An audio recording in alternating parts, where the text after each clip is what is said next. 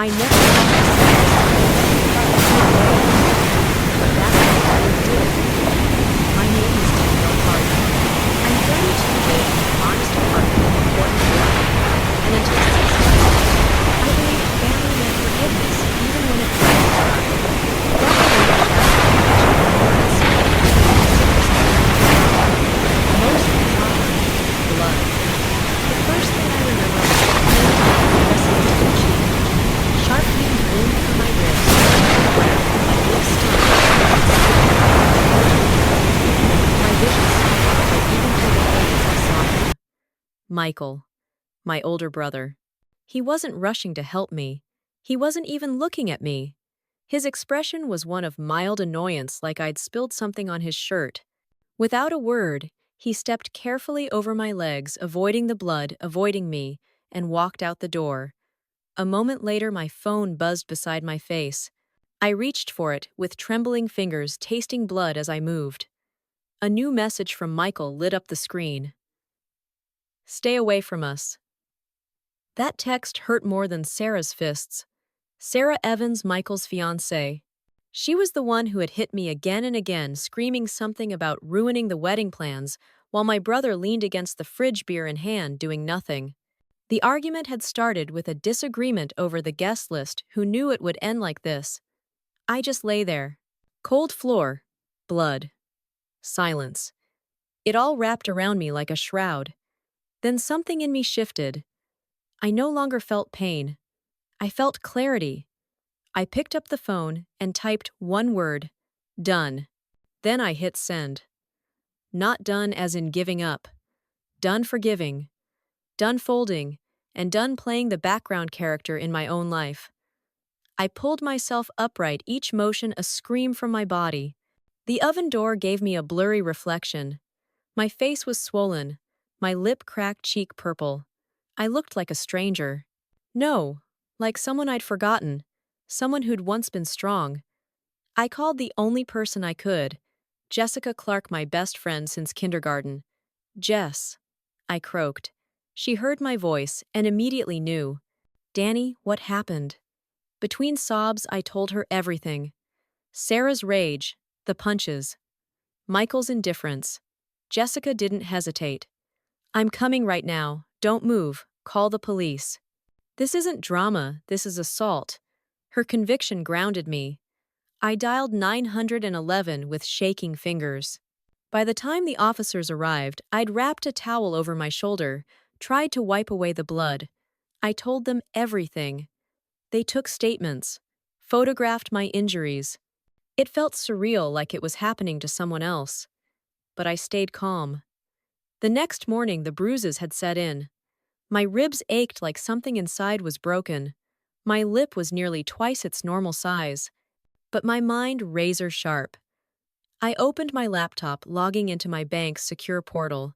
There it was, waiting like a loaded gun, the joint mortgage documents. The $750,000 loan Michael and Sarah were using to buy their dream house, a charming colonial outside Seattle with white columns and a wraparound porch. They needed me, my credit, my income, my signature.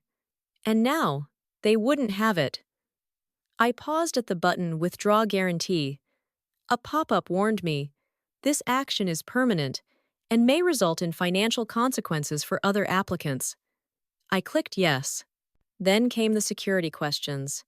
My first pet's name, my mother's maiden name, bitter irony. Finally, the e-signature screen. I took a deep breath and sighed. And just like that, I detonated the foundation of their perfect little fantasy.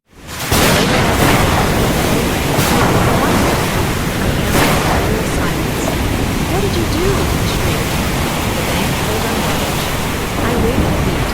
"You told me to stay away." "So I am. That includes my credit, my money, and my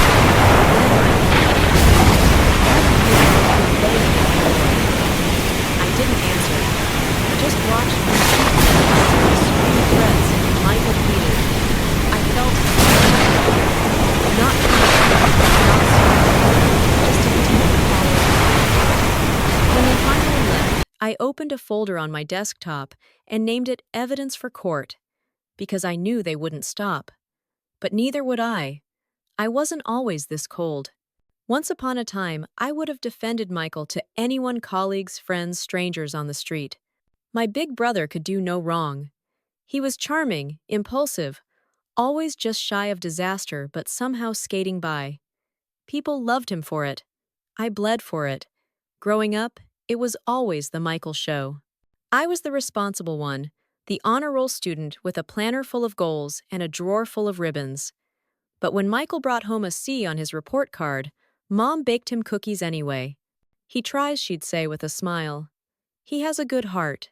I remember one Christmas Michael stood up at dinner and proudly announced he'd gotten a 50-cent raise at his retail job. My mother raised her glass like he'd just been offered tenure at Harvard. To my son, she said, glowing. Building his empire. Everyone clapped. Later that night, I told her I'd been promoted to project manager at my firm. It was the biggest moment of my career at the time. Her response, "That's nice, sweetheart," she murmured, barely listening. "Just don't work too hard. Men don't like women who seem bossy." It always stung. But I swallowed it. Over and over again. Then came the inheritance. After our grandfather passed, he left behind a small sum enough to make a difference. I found out later that it had all gone to help Michael buy a car. A flashy, impractical thing that he couldn't afford to insure, let alone maintain. When I asked Mom about it, she said, "You're doing fine, Danielle. Michael needs a little help getting started." It was like that my whole life. I wasn't a daughter. I was the family's safety net. And when Sarah came along, I thought, maybe this will change something. Maybe Michael will grow up. I met her 2 years ago. She had this fragile, doe-eyed vulnerability, spoke softly, flinched when people raised their voices, claimed she had no one, no family, no support. I saw myself in her or who I had been once, and I fell for it. Hard. She said she was looking for a job, a place to live, a fresh start. So I co-signed her first lease, helped her write a resume, even paid her security deposit. She cried and hugged me like I was her real sister. I believed her. I wanted to believe her. When my friends raised eyebrows, when one of them whispered at a dinner party, "She's always the victim, isn't she?" I defended her. "She's had it rough," I said. "She just needs stability." I was wrong. The wedding planning began a year later, and that's when cracks started forming. Sarah became demanding, controlling, passive-aggressive. My name vanished from group chats. My ideas were dismissed. But I still showed up bachelorette shopping, venue scouting, writing checks quietly behind the scenes. I told myself it didn't matter. I didn't need recognition. I just wanted my brother to be happy. But the closer the wedding got, the uglier she became. It started small. Eye rolls, snide remarks. One night she laughed and said, "Danielle, you act like you're marrying Michael. Maybe you should back off." Michael didn't defend me. He just laughed. Then came the fight. We were at my apartment, finalizing details for the wedding dinner. Sarah was agitated, snipping at everything. I asked if she could tone it down just a little. She exploded. The look in her eyes, I'd never seen anything like it. She called me controlling, bitter, jealous. Before I could respond, her fist connected with my face. I stumbled into the counter, dazed, and tasted blood. She struck again, a brutal jab to my ribs. My body hit the floor. Michael stood there the whole time, didn't flinch, didn't say a word. Later I would think, was this the moment he became a stranger? Or had he always been, and I just refused to see it? The police came that night, took a statement, suggested I get medical attention and consider filing charges. I nodded, numb. I didn't sleep. Couldn't. The next morning, I checked the mirror. My face was puffy, bruised. My ribs hurt with every breath. I looked like a mugshot version of myself.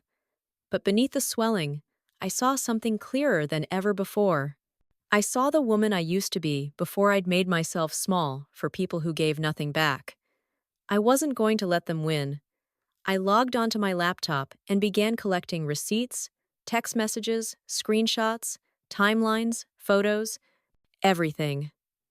My hands trembled, but not from fear, from something new, something I hadn't felt in years. Power. The next day, Michael left 8 voicemails. 1 minute raging, the next begging. Think of the family, he said. Think of Mom. I blocked his number. Then came my mother. Danielle, sweetheart, she said, her voice saccharine and sharp. Michael told me what happened. I'm disappointed in you. I felt my stomach drop. Disappointed in me, I asked. Sarah assaulted me. She's under a lot of stress, my mother snapped. You always know how to provoke people. Maybe you were too harsh. I almost dropped the phone. That's when I realized it was never about truth. It was about image, harmony, pretending. And I was done pretending. I whispered, I have to go, Mom. And I hung up. Then I curled up in a ball on the hallway rug and cried until I couldn't breathe. Jessica came over and held me until the tears stopped. I wasn't okay, but I was done being their scapegoat. And that was a beginning. The days that followed were a blur of ice packs, paperwork, and silence. The physical pain ebbed slowly, but the emotional wounds throbbed beneath the surface like a fever I couldn't shake. Every breath reminded me of Sarah's fist. Every mirror reminded me of Michael's silence. But I wasn't retreating. I was planning. By the end of that week, I'd done what I used to do best: organize, prepare, strategize. Except this time it wasn't for a client or a team or some event. It was for me. I finalized the withdrawal of my name from the mortgage contract. My bank was meticulous about the process, as they should be. This wasn't a favor. This was a financial house of cards I had every right to walk away from. I submitted the final signed document electronically. Legal, binding, cold. It didn't take long for the fallout to begin. 3 days later, there was a letter from the bank. The mortgage had been revoked. Michael and Sarah's dream home, the one they'd already posted about on social media, with a caption that read, "New beginnings," was slipping through their fingers. They found out a few hours before their final inspection. That evening, my door rattled on its hinges. Sarah's voice screeched through the hallway. "You vindictive witch. Open this door. You ruined everything. I didn't move." I just sat in the kitchen, calmly sipping tea, my bruises yellowing with time, but not forgiveness. Then Michael's voice lower, pleading, "Danny, please. We can fix this. Think of Mom. Don't punish the whole family for a misunderstanding." That word misunderstanding made me flinch. Like a punch I hadn't braced for, I watched them through the peephole. Sarah's face twisted, desperate, and dangerous. Michael's eyes were darting everywhere but the camera above the door. That tiny red light was blinking, recording. Proof. When they left, I added the footage to my evidence folder. That same night, I received a text from my mother, Danielle. "Your behavior is disgusting. You've broken this family. I hope it's worth it." I didn't reply. The next morning, I filed a formal incident report with the police citing harassment and attempted intimidation. The responding officer was kind but professional, jotting notes, asking if I wanted to file charges. I told him not yet. But I wasn't saying never. The silence after that was brief. A week later, a certified letter arrived. I tore it open, heart pounding. Temporary restraining order. Filed by Sarah Evans. It accused me of harassment, obsessive behavior, and even stalking. Claimed I had shown up uninvited physically, threatened her, and tried to sabotage her engagement. It was a fiction, but it was smart, strategic. They were trying to paint me as unstable, jealous, unhinged. I sat on the couch holding the papers, feeling my pulse roar in my ears. They were trying to take the narrative away from me, turn my pain into their proof. For a long moment, I couldn't move, couldn't think. It felt like drowning again, but worse, because I'd finally pulled myself to shore, and now they were trying to drag me back under. Then my phone buzzed. Jessica. When she heard what happened, she was quiet for a beat, then said firmly, "You're not doing this alone." She referred me to a lawyer, Eleanor Davies, a hard-edged woman with a calm voice and a reputation for unraveling liars in court. I met with her the next morning. I told her everything, showed her everything: photos, texts, video clips, medical reports. I spoke calmly, steadily, though my hands trembled the whole time. When I finished, she folded her hands and said, "We're not just defending you, we're going to show the truth." The day of the hearing arrived too soon. The courtroom was small, sterile, filled with the rustle of papers and the whisper of judgments. I sat beside Miss Davies Jessica right behind me, her hand briefly squeezing my shoulder before the proceedings began. Across the aisle sat Michael, Sarah, and my mother. My mother wouldn't even look at me. She sat rigid lips, pursed eyes fixed on Sarah like she was her real daughter. Sarah dabbed fake tears with a tissue. Michael looked small, pinched, like someone had sucked the soul from him. The judge entered. Everyone stood. My heart thundered in my chest like a war drum. Sarah's lawyer went first. He spoke softly, dramatically, painting a picture of me as a bitter, possessive sister who couldn't handle her brother moving on. He brought up my salary, my single status, and my demanding career. Success meant I must be unbalanced. Then Michael took the stand. He said I'd always had control issues, that I tried to micromanage his relationship, that I barged into their home, his words, our home, and started fights. He said he was heartbroken and just wanted peace. He cried. Actual tears. I stared at him and felt nothing. No rage, no hurt, just clarity. Then it was our turn. Miss Davies stood, her voice smooth and deliberate. "Your Honor," she said, "we do not need to argue feelings. We are here to show facts." First, the photos. They were projected onto a small screen in the room. My swollen face, my bruised ribs. The gallery gasped. Even the bailiff's jaw twitched. Next came the medical report. She read it word for word. Then, the security footage. The video played in crisp black and white silence. Sarah screaming, shoving me. Michael watching, walking away. It was irrefutable. When the video ended, there was a stillness in the courtroom, so heavy it felt like the air had thickened. I glanced at Sarah. She looked ruined, as though her mask had finally cracked. Michael stared at the floor. My mother stared at me. Her eyes were wide, finally seeing. The judge's gavel struck with finality. "Petition denied," she said coldly. "And Miss Evans, I strongly recommend you seek legal counsel. Filing false claims is a criminal offense." It was done. I exhaled the first full breath I'd taken in weeks. As we left, Jessica hugged me tight. "You did it." My mother approached, stammering something about not knowing about being misled. I walked right past her. Then Michael stepped in front of me. "Danny, I'm sorry. I didn't know what to do." I looked him in the eye. "You stood there. You watched. You stepped over me like trash." Then I stepped around him, and I never looked back. I didn't cry that night. Not when I got home. Not when I undressed slowly in front of the bathroom mirror and saw the fading bruises now turning greenish yellow like wilting flowers. Not even when I put the kettle on and realized I hadn't eaten all day. There were no tears left. But there was something else, an ache that had nothing to do with my body. A kind of grief. Not for the people I left behind, but for the illusion I'd lived under for so long. The next few days passed in strange quiet.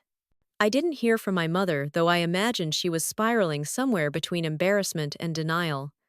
Michael was probably licking his wounds. And Sarah?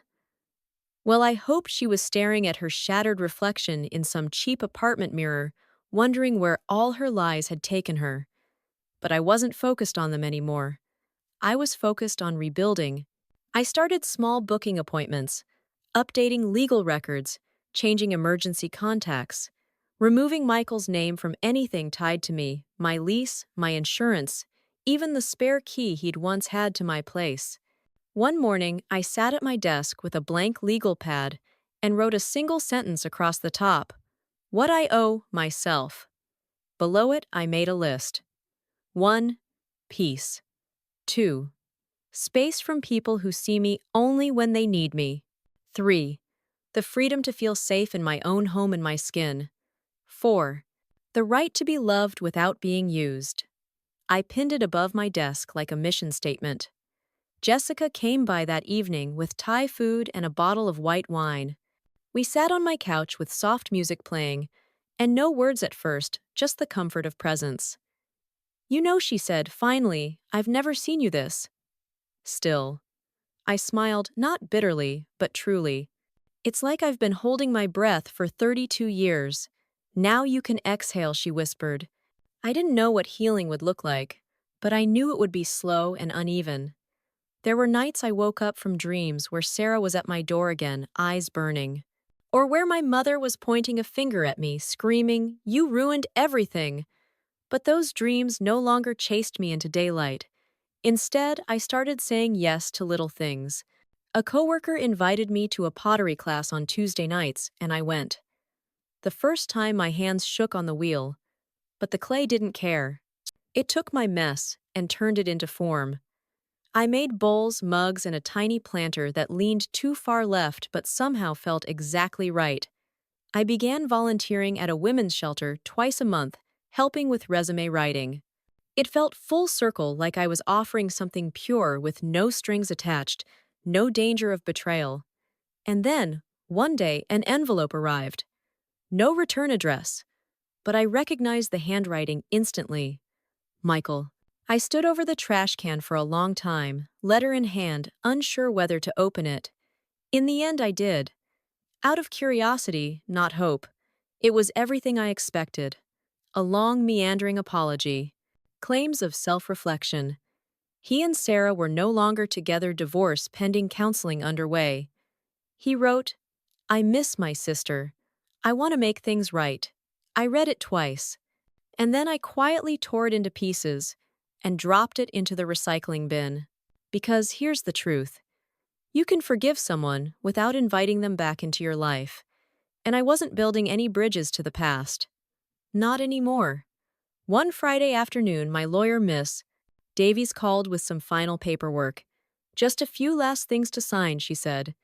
Then this chapter is officially closed. We met for coffee. She handed me a small stack of documents, neatly organized, and then offered something unexpected, a smile. You know, she said, most people who come through this office feel crushed by the time they leave court. But not you. I shrugged, suddenly shy. I don't feel strong most days. You don't have to, she said. You just have to keep going. It stayed with me, that line. So I kept going. My apartment felt different now.